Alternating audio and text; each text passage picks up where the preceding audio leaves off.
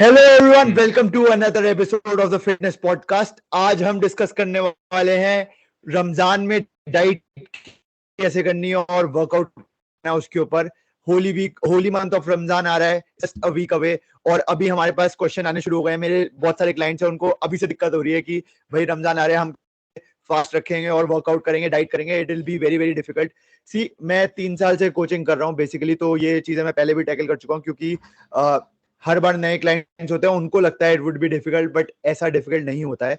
क्योंकि अभी हम इस चीज पे डिस्कस करेंगे तो समझाएंगे कि कैसा चलता है। तो अरम, आई एम श्योर कि आपके पास भी क्लाइंट्स आते होंगे और पूछते होंगे कि कैसे रमजान आ रहा है, हमें सारे के सारे फास्ट रखने हैं, तो कैसे चलेगा ऐसे। तो क्या सजेस्ट बहुत ही करते हो उन्हें डाइट और वर्कआउट हाँ के लिए? बहुत ही कॉमन क्वेश्चन है, बहुत ही कॉमन क्वेरी है। रमजान में तो ज्यादातर लोग छोड़ ही देते हैं कि नहीं यार, एक महीना जो है अब इसको ऑफ कर देते हैं, तो हो नहीं पाएगा। बिल्कुल ऑफ कर चले जाते हैं, डाइट में भी ऑफ चले जाते हैं, न्यूट्रिशन में भी ऑफ चले जाते हैं। और फिर उसको उसको वेट गेन, ज्यादातर वेट गेन भी कर लेते हैं, फास्टिंग रहने के बावजूद भी वेट गेन कर लेते हैं। बिकॉज अनहेल्दी फूड इतना कुछ हो जाता है, तो वेट गेन भी कर लेते हैं। बट अगर प्रॉपर स्ट्रेटेजी से काम करो तो आप अगर ग्रो भी नहीं तो एटलीस्ट जो आपने अचीव कर रखा है अपना गोल, वहां तक उसको मेंटेन भी कर सकते हो। तो उसी के रिगार्डिंग बात करते हैं कि कैसे कैसे आप न्यूट्रिशन को टैकल कर सकते हो, कैसे कैसे आप वर्कआउट अपना मैनेज कर सकते हो, गिवन दैट के और जो चीजें हैं रमजान की वो भी चीजें आप कर रहे हो, ऐसा नहीं कोई चीज छोड़नी पड़े। तो उसके रिगार्डिंग हम डिस्कस करेंगे। सबसे पहले न्यूट्रिशन की बात कर लेते हैं, उसके बाद वर्कआउट की बात करेंगे। बिकॉज अगर आप न्यूट्रिशन में मैनेज रखोगे और वर्कआउट जस्ट इन केस किसी भी तरीके से नहीं कर पा रहे हो, वो बहुत ही कम जो है चांसेस है वर्कआउट करने के, तो एटलीस्ट अगर न्यूट्रिशन पे ही फोकस कर लोगे तो वो भी आपका मेंटेनेंस में काम आएगा। पहले न्यूट्रिशन की बात कर लेते हैं। ट्रू। यश, न्यूट्रिशन में क्या रेकमेंड करते हो अपने क्लाइंट्स को कि सी क्या चेंजेस करने चाहिए? सी बेसिकली मैंने भी ये देखा है कि रमजान में बेसिकली सब छोड़ देते हैं। इट्स जस्ट दैट कि हम्म। वेट गेन हो जाएगा उनका दोबारा से, और मतलब प्रोग्रेस खराब सी हो जाती है। बहुत डिफिकल्ट होता है सबके लिए, क्योंकि उन्हें लगता है ऐसा हो नहीं पाएगा। क्योंकि इतना टाइम उनको फास्ट रखना है। इट्स जस्ट दैट कि 7 बजे इफ्तारी हो जाती है मेरे ख्याल से, 7 से 7:30 टाइम हम्म। चेंज होता रहता है। तो उसके बाद उनके पास ईटिंग स्पैन होता है 4, 4:15 तक बजेगा, सुबह तक। तो हाँ। हमारे पास देखा जाए तो 9 घंटे का फ्रेम है, बहुत बड़ा फ्रेम है। आधी दुनिया क्या, 20 to 30% लोग जो फिटनेस में वो फॉलो करते हैं इंटरमीडिएंट फास्टिंग, उसमें भी वो 9 या 8 घंटे के फ्रेम में 3 बार खाते हैं। So it is not a difficult hmm. Task.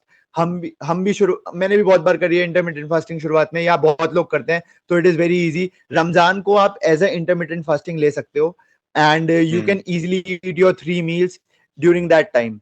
7 बजे आपका इफ्तारी हो, you can go for that heavy meal, ताकि आप उसके बाद वर्कआउट कर पाओ, जिस पे हम बाद में डिस्कस करेंगे। एंड हम्म। तो एक मील तब का हो गया तुम्हारा, एक तुम्हारा पोस्ट वर्कआउट का मील हो गया, एक तुम्हारा आफ्टर सोने से पहले का मील हो गया, रोजा हम्म। रखने से पहले, बेसिकली नमाज से पहले। तो 3 मील प्रॉपर आप खा सकते हो, and you can stay hungry उसके अलावा। एंड मेरे ख्याल से हम्म। स्ट्रेटेजी बहुत इजीली काम आएगी, क्योंकि नमाज पढ़ के तुम सो भी सकते हो, 7, 8 घंटे तुम्हारे निकल जाएंगे उसमें भी, तो तुम्हें भूख नहीं लगेगी। मेन दिक्कत मेरे ख्याल से हम्म। पानी की आएगी, खाने में दिक्कत नहीं आएगी। That is very easy task. मेरे हम्म। ख्याल से पानी डिफिकल्ट पार्ट लगता है मुझे, क्योंकि मैं भूखा कितना भी रह सकता हूँ, मैं सोचता हूँ जब पानी दिक्कत आएगी तो वो ज्यादा डिफिकल्ट है। ठीक है। हाँ, मैंने डिहाइड्रेशन कुछ ज्यादा मेन मेन इशू रहता है। ज्यादा जो है हाँ, हंगर हंगर तो फिर भी मैनेज हो जाती है, इतना प्रॉब्लम नहीं होती। हंगर उसी टाइम फील होती है जिस टाइम आपका हम्म, खाने का टाइम होता है, वो भी स्टार्टिंग में अगर 4-5 डेज आप कर रहे हो, उसी टाइम ज्यादा फील होती है, क्योंकि वो बायोलॉजिकल क्लॉक होती है, वो मांगती है उस टाइम खाना जिस टाइम आप यूजुअली खाते हो। तो बाकी वो मैनेज हो जाती है। वो मेन एग्जैक्टली। डिहाइड्रेशन का इशू रहता है, हीट हीट कंडीशन में, आप बाहर ज्यादा ट्रेवल कर रहे हो, बाहर ज्यादा काम पे जा रहे हो, उसमें ज्यादा प्रॉब्लम होती है। बट पहले उसकी बात करते हैं न्यूट्रिशन की। मैं कैसे पर्सनली करता हूँ या रेकमेंड करता हूँ, जैसे कि एक हमारी इंटरमीडिएट फास्टिंग ही है बेसिकली। अगर मैं इसको सिर्फ pure fitness point of view से बोलूँ तो this is basically intermediate fasting. हम नॉर्मली लोग दिन में रात में फास्ट करते हैं। रमजान में आप रात में फीडिंग विंडो होती है, दिन में फास्ट करते हैं, भाई ये डिफरेंस है। तो मील्स वैसे ही मैनेज कर सकते हैं, जरूरी नहीं 5 मील्स ही खानी, 6 मील्स ही खानी, जितनी कैलोरीज आपको खानी है अपनी, इतनी मील्स आपको अलाउ हो रही है, उसके अंदर उसको मैनेज कर लो। मैक्स टू मैक्स तीन तीन मील्स तो मिनिमम हो ही जाती है। एक मील आपकी हो जाती है जब आप क्या बोलते हैं, रोजा खोलते हैं, जब आप फास्ट अपना तोड़ते हैं, वो मील हो जाती है। उसके बाद एक मिड मिड में एक मील हो जाती है रात में किसी भी टाइम। आपके सोने से पहले या किसी भी टाइम आपको जब आपको सहूलत है। और तीसरी मील आपकी जब फास्ट रखने से पहले की जो मील होती है, शहरी की जो मील होती है, उसमें आपके 3 मील कंप्लीट हो जाते हैं। तो बेसिकली कैलोरीज आपको उसके अकॉर्डिंग ही मैनेज करनी है कि 3 मील में जो आपकी कैलोरीज खा रहे हो वो कैलोरीज मैनेज हो जाए। अगर बहुत ज्यादा ऐसा है कि बहुत ज्यादा कैलोरीज खानी पड़ रही है आपको, तो थोड़ा सा डेंस कैलोरी डेंस फूड आप यूज करो तो बेटर रहता है। थोड़ा सा फैट कंटेंट बढ़ा लो उसका, तो कैलोरी डेंस हो जाएगा। या कोई कॉम्प्लेक्स कार्बोहाइड्रेट्स अगर आप लोगे तो उससे हो जाएगा। लिक्विड कैलोरीज बहुत इंपॉर्टेंट हो जाती है अगर आप ज्यादा कैलोरीज ले रहे हो। और वेट लॉस में तो उल्टा हेल्प ही करता है। अगर आप वेट लॉस कर रहे हो तो कैलोरीज मैनेज करना और आसान हो जाता है। बट बहुत ज्यादा एक्सट्रीम कैलोरी डेफिशिएट में ना जाओ, क्योंकि उससे क्या होगा, फिर भूख लगेगी दिन भर, आपको फास्टिंग में रहोगे। तो अगर वेट लॉस भी कर रहे हो तो हल्का हल्का डेफिशिएट में रखो, तो वो बेटर रहता है। तो मैनेज ऐसे कर सकते हैं। हाँ, तो बेसिकली एक चीज का ध्यान रखना है कि प्रोटीन, तीनों मील में प्रोटीन कंटेंट होना चाहिए, तीनों के तीनों मील में। That is very very important, क्योंकि जब आप रोजा खोलते हो तो आपका बेसिकली भूख लग रही होती है, तो आपका ध्यान रहता है कि ज्यादा से ज्यादा खाया जाए और दिन की कैलोरीज पूरी कर ली जाए। लेकिन प्रोटीन पे कोई ध्यान नहीं देता। मेरे ख्याल से पिछली बार मेरे क्लाइंट्स पे यही दिक्कत आई थी, वो प्रोटीन कंज्यूम करना बंद कर दिया था उन्होंने तीनों मील में। खैर, प्रोटीन तीनों मील में इक्वली अगर आप टाइम रखोगे और इक्वल स्पेस दोगे प्रोटीन को, तो बहुत अच्छा रहेगा and you will be fulfilled, तो पेट भी भरा रहेगा। सो और दूसरी चीज का ध्यान रखना है कि बहुत ज्यादा गंदा नहीं खाना है। जब आप रोजा खोलते हो तो आपको लगता है पूरे दिन भूखा रहे हैं, अब कुछ भी चल जाएगा इस टाइम पे, तो पकौड़ियाँ खा उसको लेंगे, नॉर्मल शरबत पी डे। लेंगे, ये सब कर लेंगे। इससे इससे इसे इसे कुछ बोलना है तो इससे ही पूछ ले, इसे कुछ बताना हो तो। फ्लो की क्या क्या कहना चाहोगे आप रोजों के बारे में? आपको आपको फास्ट रखना है? वो वैसे भी 2 मील खाता है। हाँ, मैं एक चीज और पॉइंट आउट करना चाहूंगा यार, फॉरेन कल्चर्स में बहुत लोग ओमैड डाइट फॉलो करते हैं, सिंगल मील अ डे, 2 बार मील हाँ लेते हैं पूरे दिन में, 3 मील लेते हैं। इंडिया में हमें आदत है कि 2 स्नैक, 3 मील, ये सब लेने का। तो हाँ। It is not a big thing. Fast रखना इतना वो नहीं है। लोगों को लाइसेंस, लोग इसका मिसयूज ज्यादा करते हैं कि फास्ट रख रहे हैं तो उसके बाद कुछ भी खाने का मौका मिल जाता है। तो ऐसा नहीं करना हम्म चाहिए। बाकी बाकी nutrition is very very easy according to me. Main दिक्कत हाइड्रेशन की आएगी, और कुछ लोग वर्कआउट छोड़ देते हैं। मेन दिक्कत उसमें आएगी कि हमारे में जान नहीं है पूरे दिन में, तो हम हम्म। वर्कआउट कैसे करेंगे? तो इन दोनों पे बात करना मैं ज्यादा इंपॉर्टेंट रखूंगा। मील मेरे ख्याल से बहुत इजी है। प्रोटीन तीनों हाँ मील में उस पे। इक्वली स्पेस करो, और और 2 या 3 मील लो, you can easily consume your calories. एक इशू वो आता है कि जब रोजा खोले तब क्या खाएं। ज्यादातर जो नॉर्मल होता है वो हाँ पकौड़ी और चाट, ये सब चीजें ज्यादा रहती हैं। शरबत रहता है, नॉर्मल जो होता है हमारे घर, सबके घर ऐसे ही बनता है। बट अगर हाँ आपको कैलोरीज मैनेज करनी है, एक फिटनेस लाइफस्टाइल फॉलो करना है, तो क्या आप खा सकते हो, वो एक बहुत बड़ा इशू रहता है कि उसमें क्या खाना है। मैं जनरली क्या करता हूँ कि जो पकौड़ी वगैरह होती है उनको या तो बहुत कम रखता हूँ या अवॉइड करता हूँ। ठीक है, मेन मेरा रहता है फ्रूट्स रहते हैं। ठीक है, खजूर वगैरह रहती है, या आप एग वाइट से ऑमलेट ले लेता हूँ, एग रोल ले लेता हूँ। और उसके बाद जो जो हाइड्रेशन के लिए जो लोग शरबत वगैरह यूज करते हैं, उससे बेटर रहता है कि आप जो है या तो कोई स्वीटनर यूज कर लें, और उससे अपना जो है लेमनेड बना लें। या फिर नॉर्मल वाटर सबसे बेस्ट रहता है। अगर नॉर्मल वाटर भी आपका हाइड्रेशन के लिए बेस्ट रहता है, जरूरी नहीं कि आपको वो चाहिए ही चाहिए। सी, मेरा तो ये मानना है कि पकौड़ियाँ खानी क्यों है, इट इज नॉट इम्पोर्टेंट, ये आपका स्वाद है। कोई रमजान में क्या थोड़ा ना कि पकौड़ी खा के ही रोजा खोलना है। इट्स जस्ट दैट कि उन्हें लगता है कि जब हमने दिन में कुछ नहीं खाया, वी कैन ईट एनीथिंग। वही हाँ, वाली बात है ना, सही कहा मैंने यार? जब भूख लगती है ना, तो ये लगता है कि यार, तो क्रेविंग जब होती है ना, तो वो चीज ज्यादा बड़ी बड़ी दिखती है। छोटी पकौड़ी भी ना इतनी बड़ी बड़ी दिखती है कि यार खा ले, मुझको खा ले। और सब सामने बैठ के सब और लोग खा रहे होते हैं, तो आती है टेम्पटेशन। तो एक आध मैं भी खा लेता हूँ। मैं कहा यार, अपने उसको भी तो नहीं प्लेजर प्लेजर पॉइंट को भी तो हिट करना है। तो वो बोले वो भी एक खा लेते हैं, तो वो चल जाता है, एक दो चल जाती है, कोई इशू नहीं भाई, होता। भाई तुम कोच हो ना, तुम्हें एक दो खानी है, लोगों को नहीं पता है ना। वो तो तुम्हें हाँ, तो पता है वही कि बता तुम्हें रहे हैं ना कितनी तो। कैलोरीज है। हाँ। हाँ, तो सो बिल्कुल ना खाने को नहीं यू कह कैन, रहे हैं हम। हाँ, सब चीजें खा लो, फिर एक लास्ट में एक मुंह पे फ्लेवर अच्छा आ जाए, वो लास्ट में एक दो पकौड़ी भी खा लो, कोई इशू नहीं। तो ठीक है। बहुत अच्छा कॉम्प्लेक्स कार्ब्स लेके रोजा खोलो। प्रोटीन, वे प्रोटीन हम्म। ले सकते हो यार तुम रोजा खोलने पे, दैट इज हाँ, वे रियली प्रोटीन भी गुड ले सकते सोर्स। हैं, कोई इशू नहीं है। हाँ, हाँ, ठीक है। तो दूध में ले सकते बहुत हो वे बहुत प्रोटीन, वो भी अच्छी अच्छा रहेगा। यार, बहुत चीजें हैं। आप हम्म ड्राई फ्रूट्स लेके रोजा खोलो, हेल्दी हम्म फैट्स ले लो, लेकिन पकौड़ियों पे जाओ, वो तुम्हारी चॉइस है। देखो, फिर ये नहीं कह सकते तुम रमजान चल रहे हो और मेरे से डाइट हो नहीं पा रही, तुम नहीं कर रहे हो। That is the thing, hmm. Right? हाँ, बाकी तो बहुत इंडिविजुअलाइज चीज है कि आप जनरली क्या खाते हैं, क्या हाँ पसंद करते हैं, उसके अकॉर्डिंग मैनेज होती है डाइट। मोटा मोटी बता रहे हैं कि क्या क्या हो सकता है, क्या क्या कर सकते हैं। बाकी तो बहुत इंडिविजुअलाइज चीज है, तो आपने अकॉर्डिंग उसको मैनेज कर सकते हैं। पानी की बात करते हैं, हाइड्रेशन का भी क्या होता है ना इशू, लोग इस डर में कि बहुत पानी की कमी हो जाएगी, डिहाइड्रेशन हो जाएगा, तो रोजा स्टार्ट करने से पहले बहुत ज्यादा पानी पी लेते हैं, बहुत ज्यादा 1-1 लीटर पानी पीते हैं, 2-2 लीटर पानी पीते हैं।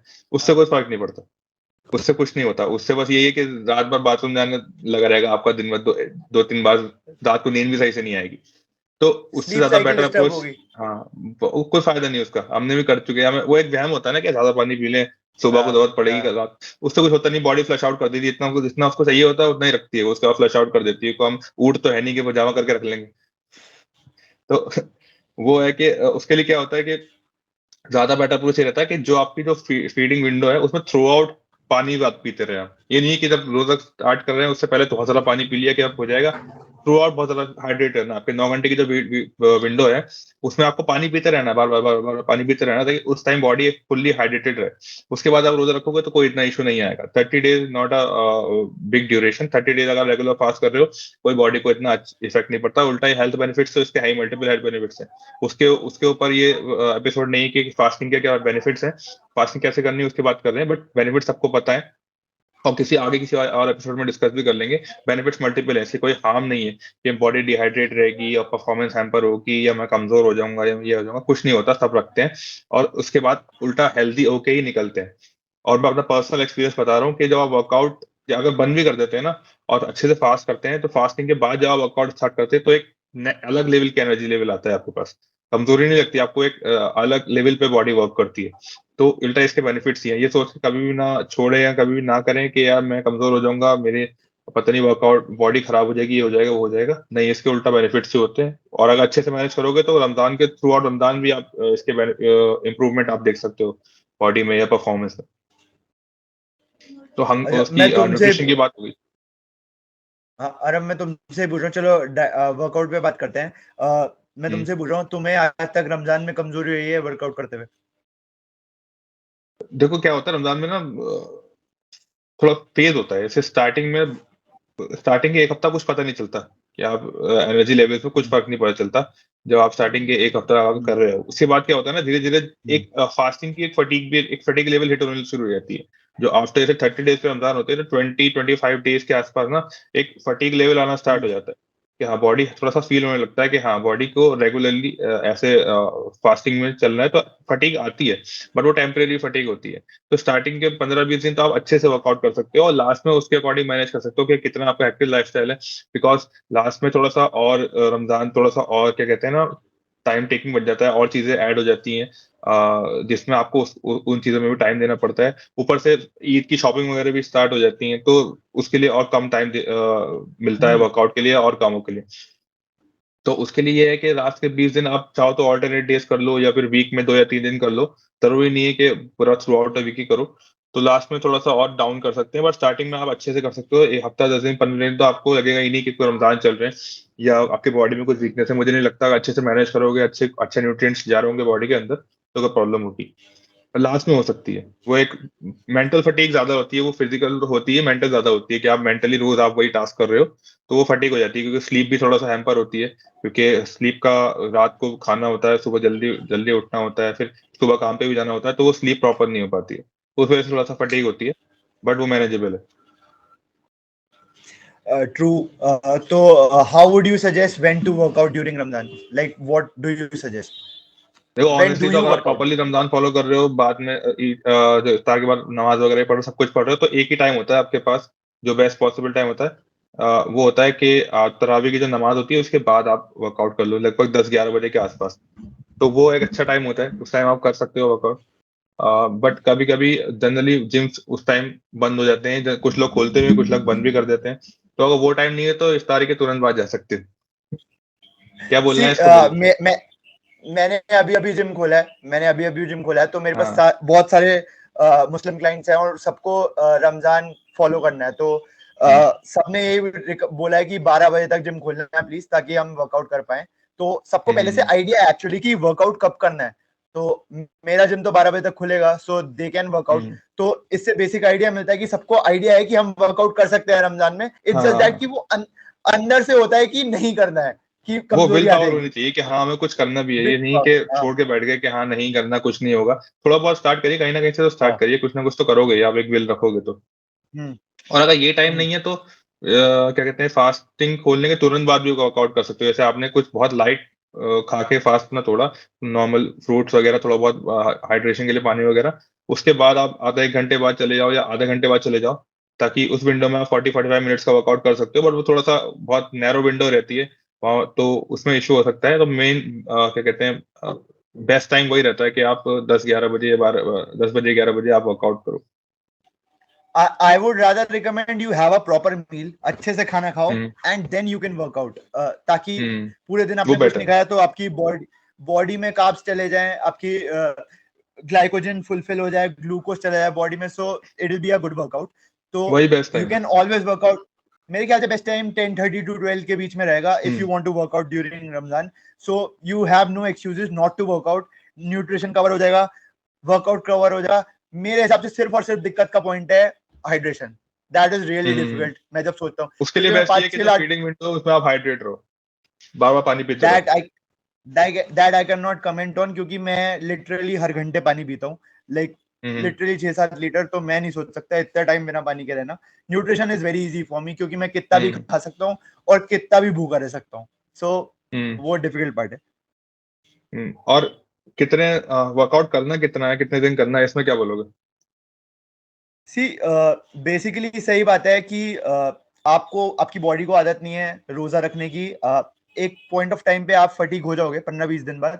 तो मेरे ख्याल से 15-20 दिन तो आप यूजुअल वर्कआउट कर सकते हो, 5 to 6 डेज अगर आप करते हो दिन में, that will be very easy. आपको पता भी नहीं लगेगा, जैसे कि अरम आपने बोला हम्म। कि यू वोंट इवन नो कि रमजान चल रहे हैं if your nutrition is according to plan and workout is according to plan. आप सही टाइमिंग पे वर्कआउट कर रहे हो तो 6 दिन चलेगा।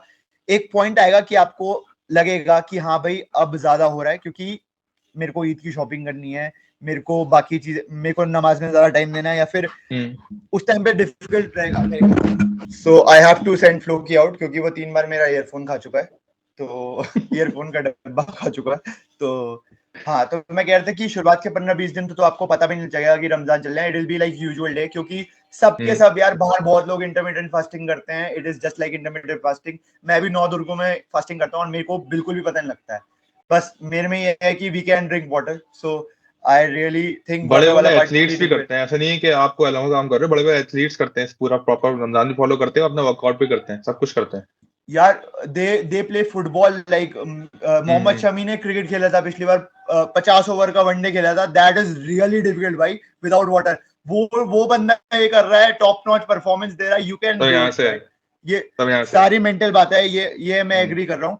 तो 15-20 दिन आपको पता नहीं चलेगा। 10 दिन जब बचे लास्ट के, you can do thrice a week, twice a week, जैसे आपके बॉडी हम्म। अलाउ करे। अब ये भी नहीं है कि आप बिल्कुल ऑप्टिमम फील कर रहे हो तब भी थ्राइस ट्वाइस अ वीक कर रहे हो। अगर आपको अच्छा लगे तो आप 6 दिन भी करो तब भी। It depends on your body, it hmm. Depends on your mentality. So मेरे लिए हम्म। तो रमजान में वर्कआउट करना डिफिकल्ट नहीं होता। मैं रोजा रखता नहीं, सो मैं नहीं बोल रहा। मैं 9 दूर के रहता हूँ, हम्म। 9 दिन होता है वो, तो that is easy for me. तो मेरे ख्याल से इट विल बी इजी अगर आप प्रॉपर रूटीन और रेजिम फॉलो करो। क्यों रम? हाँ मतलब एक तरह से स्टार्ट करो। मैं कहूँगा कि हो सकता है नॉर्मल यूजुअल जो इंटेंसिटी है उससे थोड़ा सा लो रखोगे तो बेटर रहेगा, बिकॉज और चीजों में भी एनर्जी देनी है।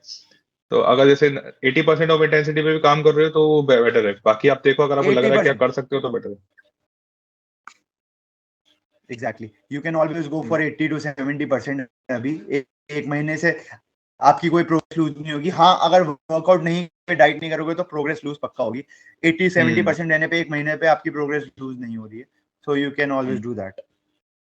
ओके, तो आज के एपिसोड के लिए इतने रखते हैं। बाकी कोई और फर्दर क्वेश्चन होगे तो कमेंट्स के थ्रू या फिर इंस्टाग्राम के थ्रू आप आस्क कर सकते हैं।